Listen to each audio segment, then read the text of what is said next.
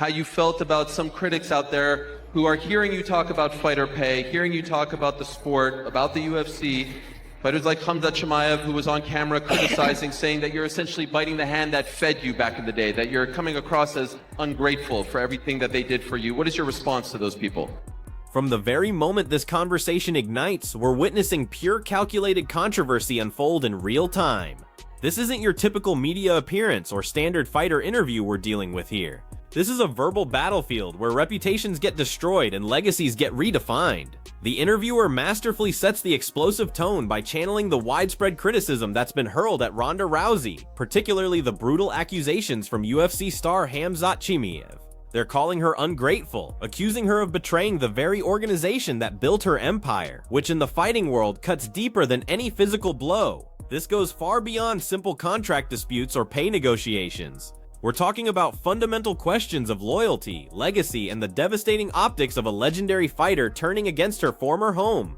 The atmosphere crackles with tension so thick you could slice it with a blade, and when those accusations land, they hit with surgical precision. How will the woman who built an empire on fierce determination respond when her character and very foundation in this sport face such direct public scrutiny?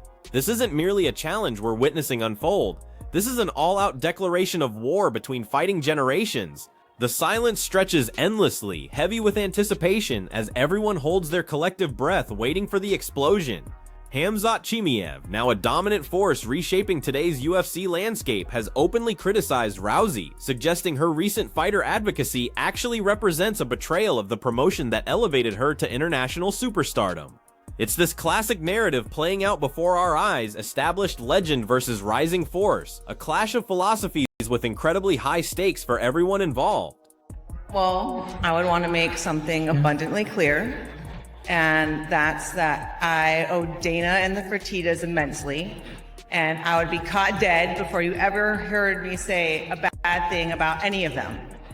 Ronda launches her first precision verbal strike, and the execution is absolutely flawless. She doesn't dodge, deflect, or dance around the question, instead clarifying her position with unwavering certainty. When she begins with "I want to make something abundantly clear," that phrase immediately commands total attention and demands everyone listening sit up straight. This isn't any kind of retraction or backpedaling from her previous statements. This is a complete redefinition of the entire situation on her terms. She unequivocally declares her immense debt and loyalty to Dana White and the Fertitta brothers. And this isn't mere lip service or crowd-pleasing rhetoric. It's a deeply personal, heartfelt acknowledgement of the individuals who believed in her when nobody else would. She'd rather be caught dead than speak ill of them. That much becomes crystal clear through her words. This segment represents pure, undiluted respect for the people who helped forge her legend and transform her into who she became. But watch carefully, because her next words are where the real fireworks begin, and things get absolutely explosive. This initial declaration proves crucial to her entire strategic approach. It's Ronda's way of saying, "Don't you dare question my integrity or gratitude toward the people who made this possible." She's drawing an unmistakable line in the sand, separating personal relationships from the corporate behemoth the UFC has evolved into. It's a sophisticated maneuver, strategically disarming critics who might attempt painting her as entirely ungrateful or someone who forgot her origins. But my loyalty is to them and not the company they sold. And I do not owe TKO's UFC a damn thing. And fucking cleft. The pivot arrives immediately and hits with devastating force as the true mic drop moment explodes into view. My loyalty is to them and not the company they sold, and I do not owe TKO's UFC a damn thing. This transcends a simple press statement. This represents a legal and emotional severance, a complete cutting of all ties. She's severing her connection with the current corporate entity, TKO Group Holdings, which is the post-sale iteration of the UFC that exists after ownership changed hands entirely. The gloves come off officially, and the real fight begins right here. Then, without missing a single beat or showing any hesitation, she delivers the first shocking personal attack that absolutely nobody saw coming when she calls him Finn Cleft Lip. Lincoln is just hating. The name Cleft Lip Lincoln hangs in the air like toxic smoke, a visceral, unexpected, and deeply personal jab at Khamzat Chimaev that cuts straight to the bone. This isn't just a response to his criticism anymore. This is an absolute obliteration of the man who dared question her, who dared call her ungrateful.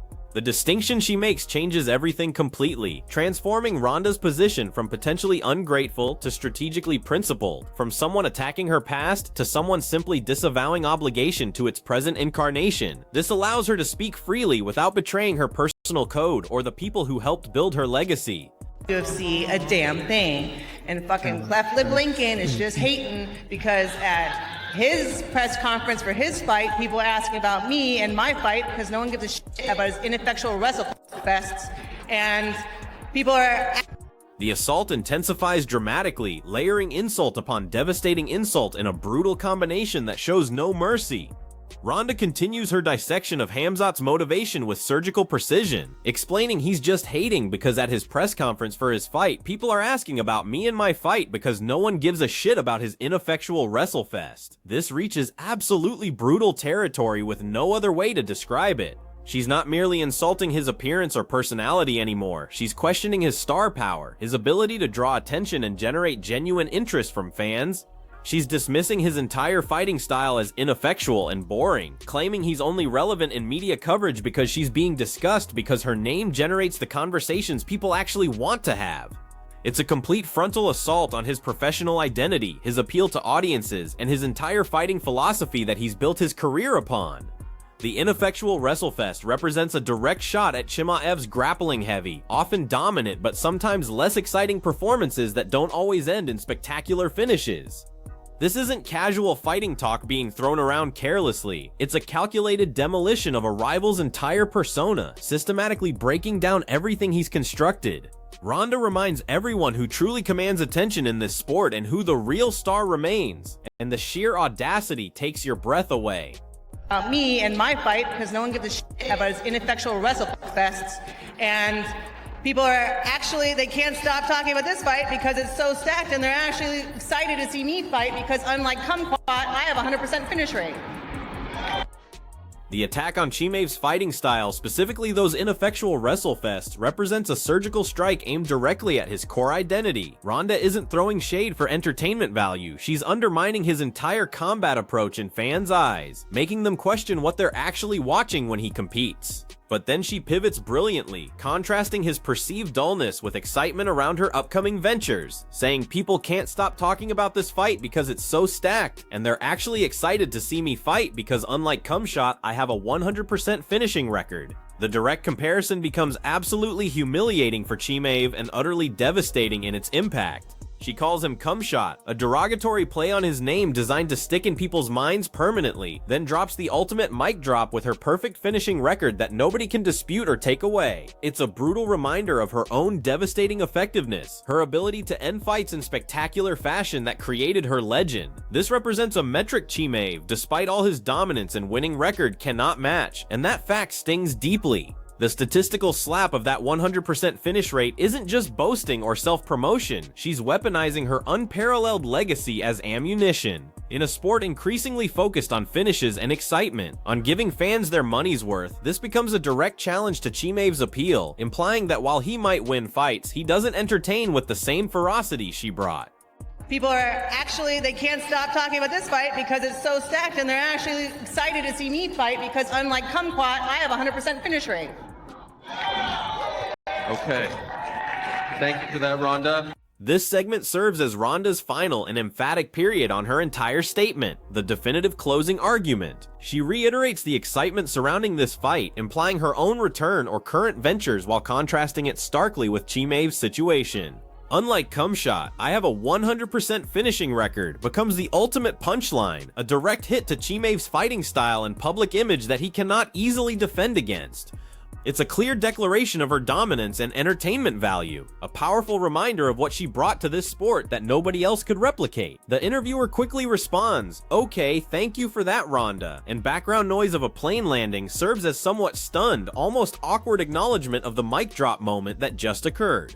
Ronda has said her piece completely unfiltered, unapologetic, and undeniably rowdy in classic fashion that made her famous. The message rings crystal clear. She's not just back in the conversation, she's ready to verbally dismantle anyone who dares cross her path or question her legacy. The raw power of that final statement leaves absolutely no room for doubt or misinterpretation about where she stands. Ronda Rousey remains a force to be reckoned with in every sense, and her 100% finish rate isn't just a statistic in record books, it's a philosophy, a brand, a promise of violence that defined her entire career. And I do not owe TKO's UFC a damn thing. And fucking Cleft Lip Lincoln is just hating because at his press conference for his fight, people are asking about me and my fight because no one gives a shit about his ineffectual wrestle. This segment precisely highlights the core of Ronda's argument against new UFC ownership and her immediate direct attack on Chimaev. "I do not owe TKO's UFC a damn thing" isn't just a line she's throwing out casually, it's a declaration of independence, a refusal to be bound by terms of a corporate era she had no part in creating. Then she twists the knife deeper, reinforcing the cleft lip Lincoln jab, while immediately tying it to Chimaev's perceived jealousy and insecurity.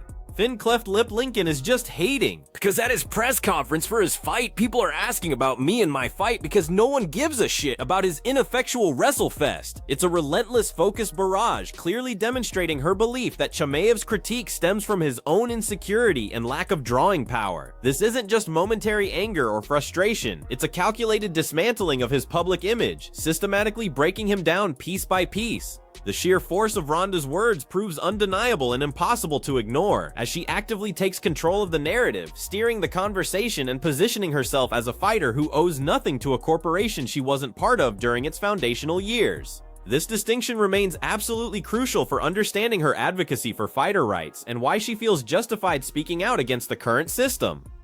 And fucking Cleft Lip Lincoln is just hating because at his press conference for his fight, people are asking about me and my fight because no one gives a shit about his ineffectual WrestleFests.